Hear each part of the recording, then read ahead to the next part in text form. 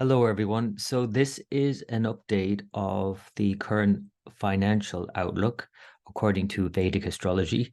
I have previously posted a public video and my forecasts for what I see as a crash of some sorts by the end of 2023. And I've also published a private video for patrons updating the situation. And I thought I would do one for the public. So for you to be able to just get an insight into what the Vedic astrology system shows according to the financial outlook, at least. And I will perhaps bring in some other things here. I'm going to show you a few charts. One chart obviously is just of the current setup, where everything is headed, but also looking back and how we might gain insight into what's happening now from the past. Because, of course, as Mark Twain is quoted as saying, history doesn't repeat itself, but it often rhymes. And so we have to take all of the things that have happened in the past and the correlations with the transits at the time and update it for our current context. It obviously isn't going to be the same ever. And we have to take all of the things that we can see, potential crashes and all of that in context, because it's just not going to be like a 1929 crash, for example, even though the astrology of 1929 is so similar to this year. That's obviously not the case. Just like the astrology of war, World War II, is quite similar to what's happening in the coming decade. I mean, it just isn't the same kind of war that's going to be fought. And whether we call it a world war or whatever we call it, it's not going to be the same. And that we have modern day solutions to these old problems, these problems that keep coming around again and again. There's always going to be war. There's always going to be financial crashes. There's always ups and downs. And we have to kind of just play along with those and make them work for us as best we can and live with these situations as best we can. So this is the chart for right now. If you're more familiar with the South Indian on the left or the right, the North Indian, you can keep an eye on your preferred layout. Here we have the current time period leading up to the full moon on the 29th of September, and I want to highlight this as a potential trigger already. So I'm recording this on the 21st of September, and we have a full moon coming up in a week or so on the 29th in sidereal Pisces. Now, why is this a trigger? You might not be able to see it straight away, but Mars is at 27 degrees of sidereal Virgo, and this is where we have the solar eclipse. We have a solar eclipse on October 14th at 26 degrees of Virgo. Mars, therefore, on the 28th, 29th, will transit this degree and trigger it. And this is the initial stage. And because it's a full moon opposite with Neptune and the moon opposite Mars and the sun, I definitely think this could be a trigger. Now, at the same time, it might not be a very obvious one, but it could be. It absolutely could be. But what happens subsequent to this, I think, is going to be where we're going to see something happen. And that is when the South Node and Mars come together by exact degree on the 5th of October.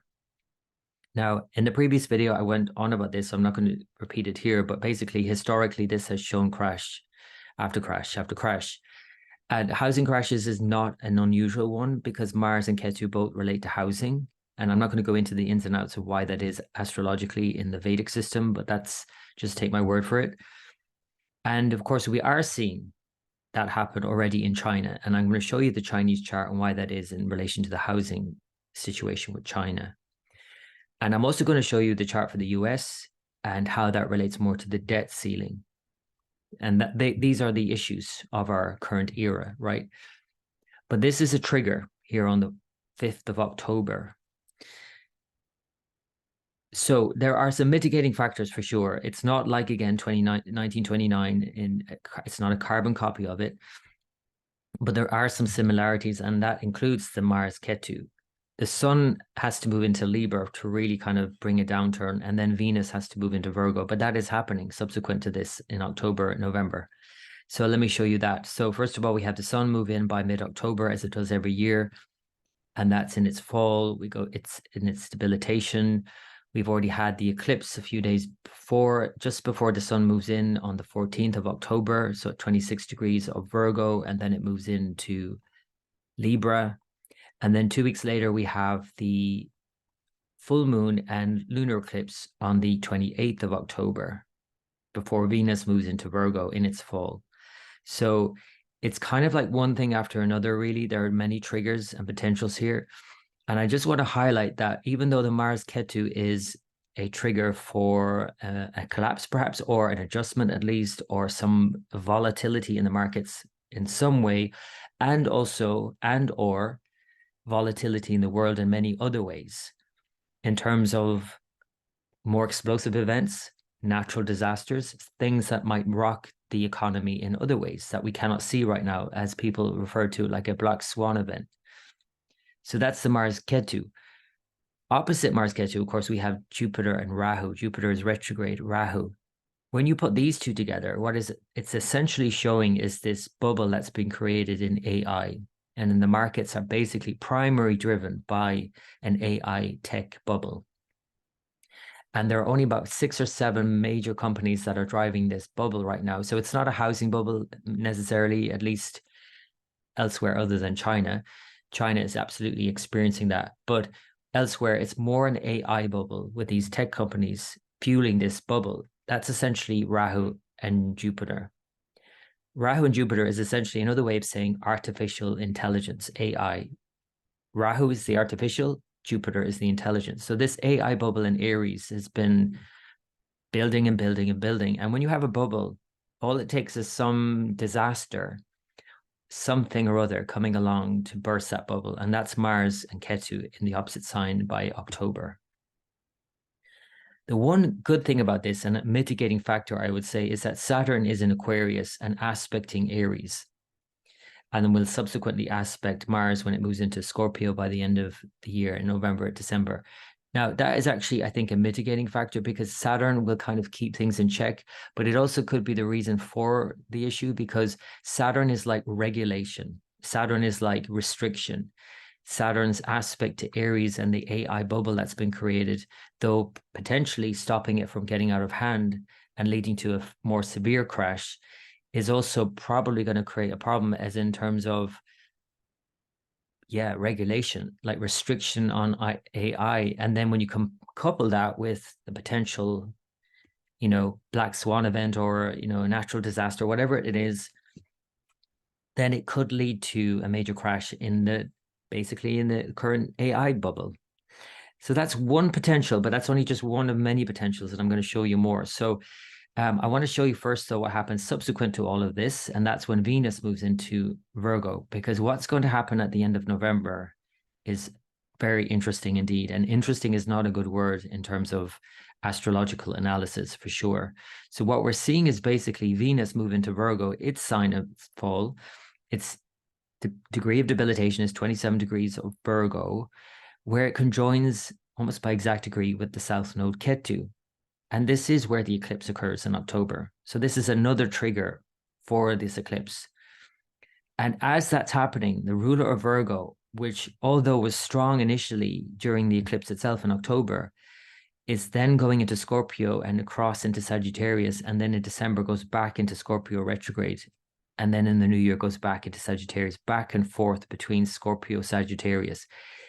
This whole period through the end of the year really is therefore major fallouts, major downturn, problems with just everyday business, problems with travel, especially. I would not be planning my travel around the New Year period for this reason. So you can see a lot kind of this play out by the end of the year more so. So that's what I wanted to say about that. But first, let me show you, I was going to show you the China chart and the American chart. So if we look at China, first of all, now, by the way, countries are always having crashes all the time, but I think I'm going to pick out China and America in particular. China, of course, its fourth house, which is housing, is ruled by Mars. And so Mars's conjunction with Ketu in its 10th house is really all of this signature. And then the other thing is that Ketu is in Virgo in this chart. This is the People's Republic of China chart. So Ketu and Rahu are returning to the signs that were in 1949. This itself is also a signature for that, but it's even more so because Rahu in Pisces continues to influence Aries with Jupiter placed therein. So that's another aspect to this and the crash.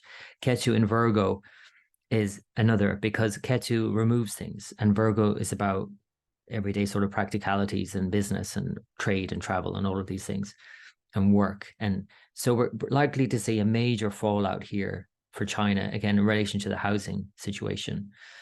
Then if we look at the US chart, and the chart that I'm working with more so, and this is hypothesized really by Sam Jeppy, and I agree with him. I think this is a better chart to work with using this Scorpio rising sign, because most tropical astrologers use Sagittarius. That's the time that's been used, and the Sibley chart that's been used for many years.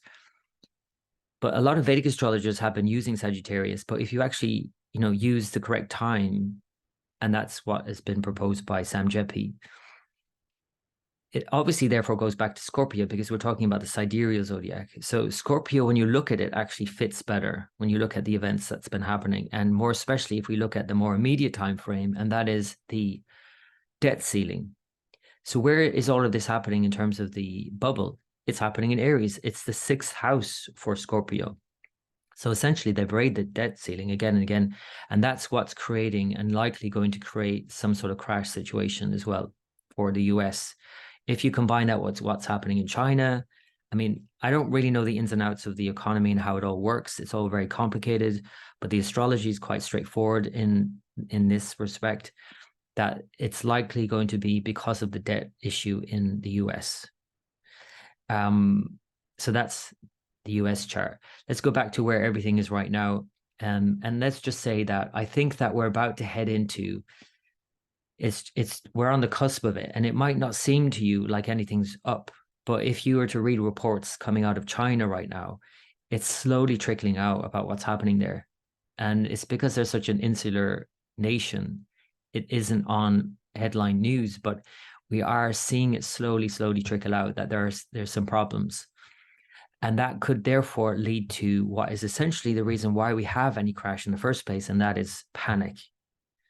So watch for that in the coming weeks, I would say October, November, this sort of widespread panic that spreads and people pulling out of markets, leading to a crash.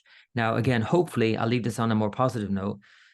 There's a couple of things here that are mitigating the situation. One is the Saturn, where it could just stop it from getting out of hand. And number two is what's happening next year, which I want to show you here. And that is when Jupiter and Uranus both move into Taurus. So Jupiter and Uranus move into Taurus next summer. And that seems to me to be a new system altogether, a new financial setup. So it could be a rescue package that is brought about because of what's happening at the end of this year. And in the new year, we have a much more hopeful setup. Now, by the end of next year as well, if we look at September 2024, again, Venus goes into Virgo, and it normally does around that time of year, September. It means that it has to meet with Ketu again, because Ketu again is going to be there for a year and a half. So we have that kind of same dynamic going on. So in this case, though, what we have going on, I just want to leave it with this. Again, I think more positive, despite how it might look quite dire. I think it's a more positive indication. We have Venus move into Virgo next September 2024, conjoin Ketu, which is, again, a downturn, but trining Jupiter and Uranus in Taurus and Pluto in Capricorn. Again, these are sidereal signs. All the earth signs are being activated in a big way. But what are trines? Trines are more helpful.